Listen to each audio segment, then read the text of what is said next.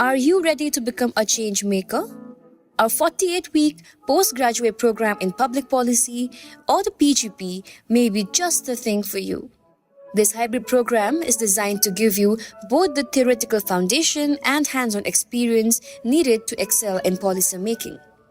With a mix of expert-led webinars, in-person workshops, and policy simulation exercises, you'll gain real-world skills along with personalized mentorship. Through our policy programs, we connect good people to good ideas and good networks. Apply now at the link in the description to make an impact.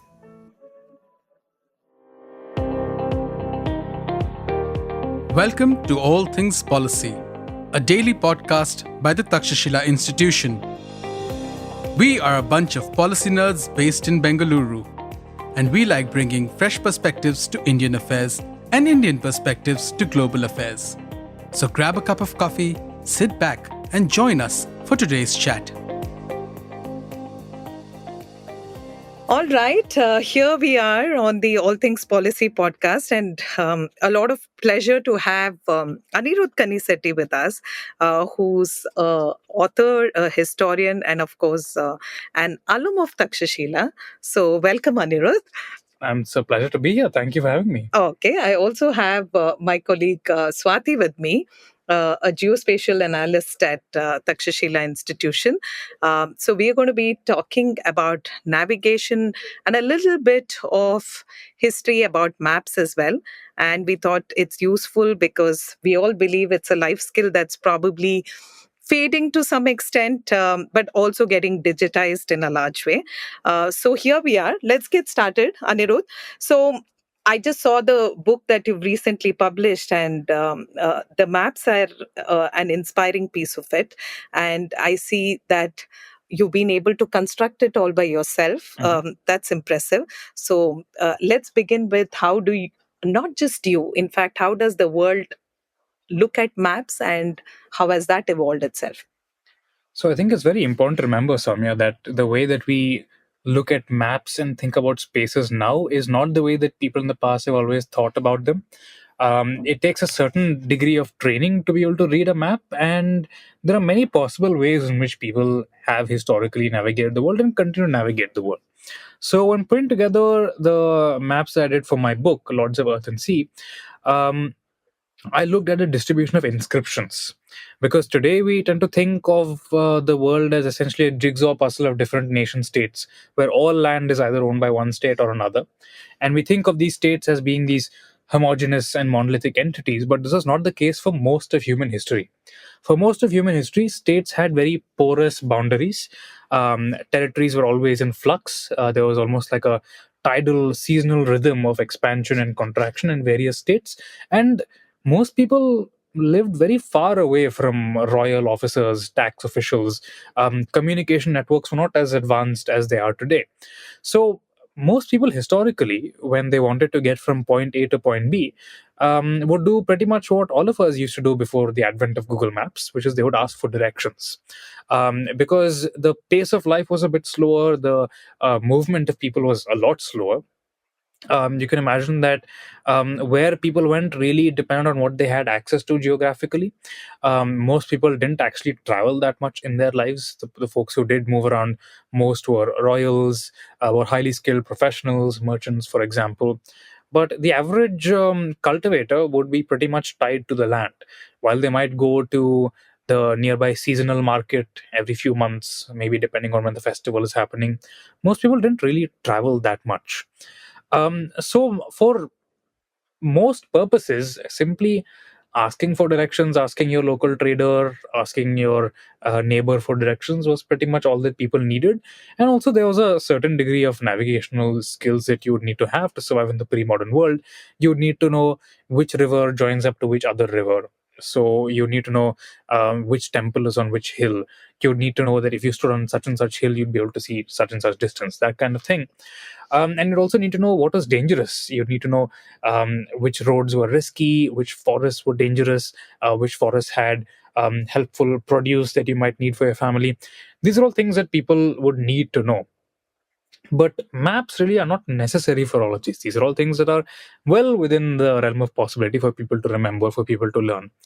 What's really interesting is that if you look at the inscriptions of the Cholas, for example, um, which very often talk about the gifting of land and have a lot of details about the distribution of different plots of land, you will see that they actually never use maps. Instead, they always rely on descriptions of physical boundaries. So they'll say, for example, that, oh, the land that is being gifted to this temple is bounded by this edge of this canal, and there is, if you walk down this edge, then you will see that there is a tree here, and if you walk down that edge, you'll see that there's a certain kind of bush here, that sort of thing. So these are all things that people can physically see, and they're being written down rather than being visually depicted. So this is the way that I think most people navigate it for most of time.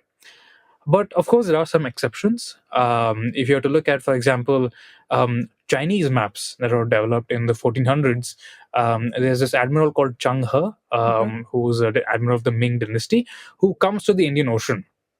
And amazingly, we actually have some surviving maps that his expedition put together, but these are completely different from the kinds of maps that we are most familiar with, in that they're looking only at the coast.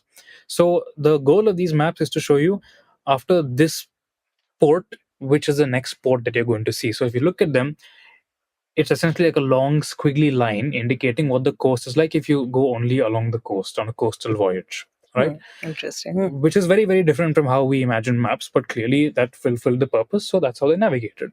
But this was not the case for all medieval sailors. We know a fair bit about how, for example, medieval Tamil sailors navigated. These guys navigated using star altitudes. So they had various very simple but effective devices to measure the altitude of stars. You can actually measure star altitudes even with your hands if you want. But if you want something more regular, then they had a very rudimentary sextant, which consisted just of a little piece of wood with a knotted cord pulled through it. And the knots on the cord essentially indicated the angle of a triangle with the star at one end and with the right angle formed by the board. So it's a very simple or very effective way to keep track of star altitudes. And we actually know that medieval Arab sailors, for example, in their travelers' accounts, say that Tamils had the most accurate star altitudes in the world. So even though there is no conception, really no need for a map, they are still able to navigate. So the reason why maps exist the way that they do is tied to much more recent processes, especially colonialism. Interesting.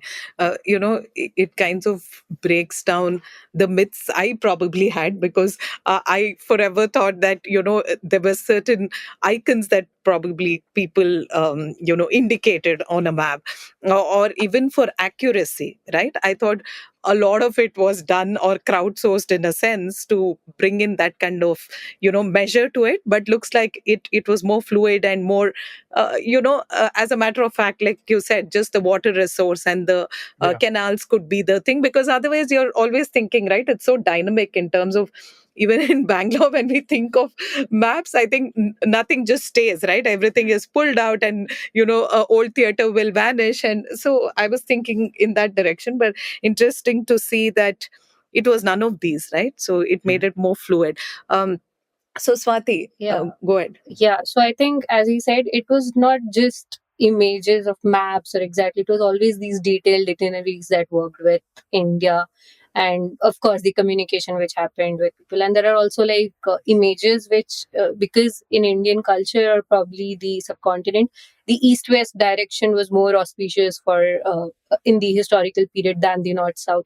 So most of their images were actually oriented in the east west direction initially. And if you see, there are like Vijayanagar when these melas used to happen. So there were some kind of maps which you probably now see in, Cubbon Park or maybe Wanderla, showing the details of how you used to go about. So there were actually images which would just tell you the path and make drawings of certain shops which you will find across the way. So it was never exactly saying that, this is the region which you will go to, but make it as creative as possible. So it was a very artistic element which like how people pictured it probably in the historical times. And yes, it is quite a modern concept of exactly doing the surveys or maps, especially when the revenue became a very important, land revenue became an important part for sustaining these kingdoms. If we if we get into these Mughal kingdoms or the Britishers, how they pictured maps, maybe that's where the actual importance of how we look at maps today might have started somewhere there. If you look at the, I think Swati touched on something very interesting which I want to add to, which is pilgrimage maps. And we actually have evidence of this from roughly around the time and even before Europeans started appearing in India, where, for example, you see that in Banaras, people would produce these painted textiles that show you which all temples you should be visiting. But these are not done in the kind of with the kind of visual rules that we expect. So it's not like a comprehensive urban layout that shows you which route to take to get to which temple. Instead, it depicts the entire city as this perfect rectangle, which is a sacred shape, and it shows you temples based that are sized on the ranking of their importance. So the really big temples will be really large, the smaller temples will not be as large, and they're all organized in this very regular format. And the idea is that more than telling you the route from how to get to one temple to another, the objective of the map is simply to tell you which temples you should be visiting, right? Because once again, we have to keep in mind that these are societies that are structured very differently from us. They are societies where people talk a lot more for once, and also societies where cities don't change as rapidly as they do today, right? So there are more consistent landmarks. There are markets that you might go to consistently where people can help you with directions and so on and so forth. So that was really a very important structuring principle for these early maps. But as Swati was saying, there is a really big change that happens with the advent of really powerful states. Now, states have a very different objective for maps, especially if you look at colonial states. If you look at the reasons why Europeans start to spread across the world, is because they are hungering for resources, right? So they want to have a map that tells them precisely where to go and how to get there. And to do that, they begin to develop new kinds of navigational techniques. So while for most of history, navigation was done by looking at stars on the horizon, Europeans develop a new system where during the Enlightenment, they figure out that the Earth is round. So then they're able to divide the world into a system of coordinates, latitudes and longitudes. And with that, you are now able to pinpoint exactly where a particular thing is. No matter how far away it is from your country, you have an exact number that tells you which direction to head in. And so, what you begin to see in the age of European colonialism is that European sailors, as they're going out, can simply just add to a blank map and say that these features were found at these coordinates. And as you can imagine, it's also a very profitable endeavor. We know, especially from the 17th, 18th centuries onwards, that as trade companies, as European trade companies begin to like really spread across the world, they begin to encourage private individuals as well as military officers to just explore, just find what is valuable. And increasingly, as European technology outpaces the rest of the world, they are now equipped with guns, they're equipped with cannons, they can do pretty much whatever they want with impunity and not worry about it.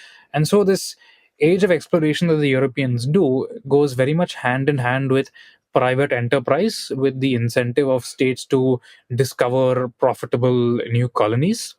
And that is how much of the world begins to now be fitted into the European system of maps and coordinates. And more generally, also the because European states also begin to develop this idea of educating people, of making sure that most of their citizens have a certain degree of literacy, it becomes possible for more and more people to read maps than ever before.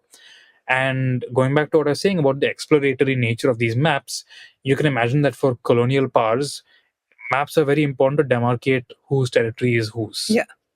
Which was not always the case for the more porous states that used to exist. But now you have states with standing armies, with regular bureaucracies, with educated citizens who are capable of reading maps. And so maps also begin to have not just an economic aspect, but also a political aspect to them. Exactly. I'll just like to put some data into whatever. Like when this any Akbari was written in the Akbar's tenure, there were actually details about each revenue lands which were allocated to certain jagirs, or because they were also the military commanders at that time. Coming down to Aurangzeb, especially when there were treaties going on with Marathas during that regime, and their military commander Jai Singh would make up these treaties that these particular forts could be given to Shivaji. Aurangzeb also had been the governor in the Deccan region for a while, and so he used to be like, no, this is actually a geopolitically important fort. Don't give it this one, take. So he had actually done a lot of surveys to understand just the importance of each location, each fort, or even each port, as we say. And just it is quite important for British, right, to especially interact with. They should know which ruler is authorized for Surat port or the ports in Calcutta, because these are the hubs, or these are the hotspots of trade. So until you have that picture, it becomes very difficult for them to look into that economic aspect. And I think that really helped British, at least in some ways. And putting the Survey of India actually was the first institution which came up in 1700s. Like ISRO came up in 1900s, right? It is so this was the first concept what they had, like find out the place, like understand the area and understand the people, of course, as a part of that. But do you think that percolates well into how the city planning and the regulatory side of it works today with your own work, right? The environment is such that we need better planning for the new urban cities that are emerging. So do you think we do enough on that front? So yes, I think there is a lot more that has to be done, because data is very crucial for anything today. Maps could be a form of data, as we talk about digital data or the surveys, ground surveys data. It is always important to have hardcore data that you can go to and look up and then analyze probably. So surveys have actually slowed down, maybe because of the availability of remote sensing also. But as we have the technology to make it easier for surveys, I think we should work more upon incorporating it into each of our policies or programs or any surveys for that matter. It could be as simple as ensuring the land where engineering employers can work, or it could be as simple as ensuring where a new semiconductor industry could come up. But these surveys could really be helpful. And even the logistics, I think you talk about how important logistics is to sustain these things. So having those imageries where you know traffics, where you know the routes and distances, and ensuring an efficient route, right, instead of going along about on the roads, having that idea really might help in the long term for cost efficiency, affordability, accessibility, all that aspects. Yeah. So, Anirudh, you use some tools also, right, to develop the kind of content you've put in, especially the maps that's there in your book. So, do you think there's enough scope for, one understanding and, of course, analyzing, a lot of planning that we do today? Do you think there is enough digital tools that anchor these things, or are we still in that phase where, accuracy is still compromised, or it's super expensive? We know that we use certain tools which are like, you need to pay for these tools, like your journals, right? So is it something that you think any other person can commonly use? Because a lot of data today, I was telling Swati that there's a bunch of people who are looking at butterflies, and what they do is crowdsource. Whenever you see it, you click a picture, you upload it, so you get that data that, oh, in Bangalore you found this. Similarly, are there tools that allow for some level of digital engagement with the larger audience?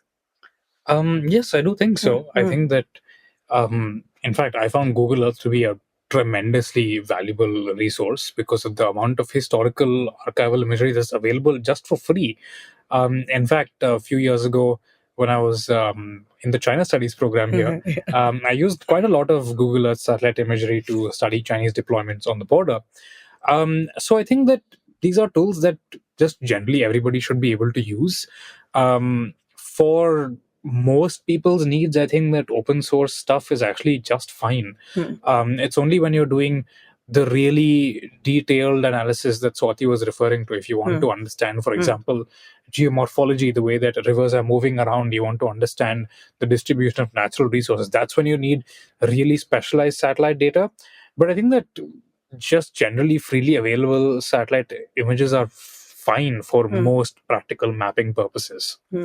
And it's not even that difficult to get into now. There's all these YouTube channels that are made by map lovers who just talk about maps all the time. And in fact, one of the most amusing YouTube channels I found recently is run by this guy who just keeps an eye on what's happening on North Sentinel Island in the Andamans. Now, for just to give a little bit of context, so North Sentinel Island is where one of the last few uncontacted tribes on Earth is still around. They have repeatedly indicated they're not interested in any kind of engagement with the broader world. But at the same time, the rest of the world is now in a technological position where you can just observe what they're up to through satellites and leave them to their own devices, as they've indicated. So this guy and his whole community have found evidence of new settlements that the North Sentinelese are building. They found little temporary fishing huts that they set up depending on the season. They found little trails in the forest, and they have a sense of where the people live on the island and all that. And it's just incredible to see this passionate community coming together um, to still revel in the humanity that we share with this culture that is so different from ours. So it's an incredible hobby. I'm most interested in maps from a historical perspective, in that I want to see what the shape of medieval polities was actually like, rather than these very simple jigsaw piece maps that we've grown accustomed to. I think that this is taking the state out of the center stage and looking at, for example, the distribution of market towns, the distribution of pilgrimage sites, just allows you to see a pre-modern India in all these different levels. So whoever's interested in maps, there has never been a better time than now to get into them. So if we've inspired you in some way, then go and check them out. Yeah. And Sure. Swati, you had to add something. Yeah, I mean, please do check them out. Like it just for the representation aspect, right? It just makes it interesting, at least to have that first slide of a presentation. Just put that, like it makes it much nicer for people to locate and visualize these things. Yeah. Yeah.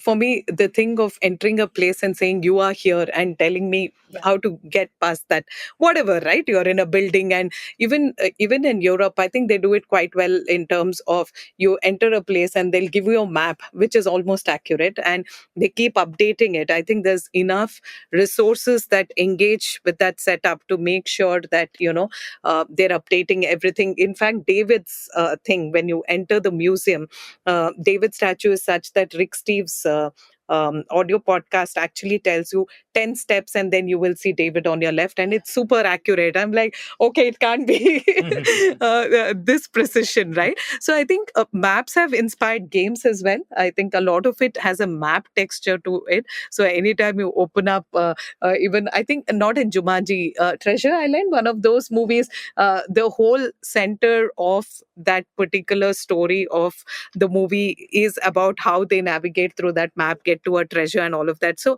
I feel there are a lot of happy memories as much as there's empire and treasure and everything to do with expedition and gaming to it. On that note, if there's anything else that you would like to add, Anirudh? Okay, so maps are the way to go. And I think our navigation system with Google Maps, although I think they're building more for... I have one qualm on that front. I feel what the Google Maps is yet to get right is you write at the flyover and it'll not tell you whether you've got to go right up the flyover They're or now take the... doing that. They're actually, Is it? yeah, Okay, they're starting maybe. some flyovers. They've started, like, I'm not Marking sure it's it? not all Okay. of them, but some they're trying to take the flyover. Oh, wow. They're Yeah, actually so putting up because that's that I really- know. Yes. No, there's actually a little bit of crowdsourcing happening on Yes. Google Maps, in that Oh, yes. as you're driving around, sometimes they'll ask you, is there still a road closure here, Yeah, for yeah. example. Actually, And right. you also see that, like, a lot of these historical sites, people put the map in by themselves and put some photos as well. Right. But the flip side is that people have learned how to game the system. So now if you search for the tomb of Sher Shah Suri, you will find it. There'll be photos and all that. But the thing has been renamed as... there's some YouTube channel called, I don't know, like India Discovers by Ankit or something. India Discovers by Ankit presents to you Sher Shah Suri's tomb. Oh. And I don't know what our friend is doing, but like I've reported this multiple times, and somehow he manages to avoid the algorithm and have the tomb named after him. So hopefully somebody listening to this podcast will also join me in reporting this gentleman and trying to just get the tomb named the way it should be. Correct. But I think the future is bright. I think the future is bright for maps, and I think that there's a lot that we can do as a community with Yeah. the power of crowdsourcing. Yeah, Absolutely. So thank you so much, Anirudh and Swathi, for being here on this conversation. So Thank you It's so a pleasure, much. Sowmya. yeah. If you liked our show, dive into Takshashila's research on technology, strategy, and economic affairs. Check us out at our Twitter handle @Takshashila INST or our website takshashila.org.in.